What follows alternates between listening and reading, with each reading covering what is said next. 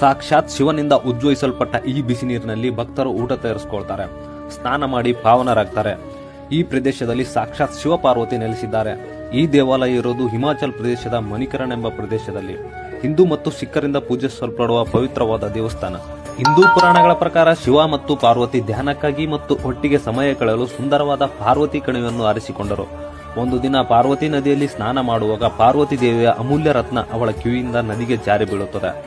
ಶಿವ ಪಾರ್ವತಿ ಅದನ್ನು ಎಷ್ಟೇ ಹುಡುಕಿದರೂ ಸಹ ಸಿಗುವುದೇ ಇಲ್ಲ. ಇದರಿಂದ ಕೋಪಿತನಾದ ಶಿವನು ತನ್ನ ಮೂರನೇ ಕಣ್ಣು ತೆಗೆಯುತ್ತಾನೆ. ಒಂದು ಕ್ಷಣ ಭೂಮಿಯೇ ಅಲುಗಾಡುತ್ತದೆ, ಕಣಿವೆಗಳೆಲ್ಲ ನಾಶವಾಗುತ್ತದೆ. ಅಮೂಲ್ಯ ರತ್ನವು ನದಿಯಿಂದ ಪಾತಾಳದಲ್ಲಿರುವ ಸರ್ಪ ದೇವತೆ ಹತ್ರ ಇರುತ್ತದೆ. ಭೂಮಿ ಶಿವನ ಕೋಪದಿಂದ ಎಲ್ಲವೂ ನಾಶವಾಗುತ್ತಿರುತ್ತದೆ. ಇದರಿಂದ ಭಯಭೀತರಾದ ದೇವತೆಗಳು ಸರ್ಪ ದೇವತೆ ಹತ್ರ ಬೇಡ್ಕೊಳ್ತಾರೆ.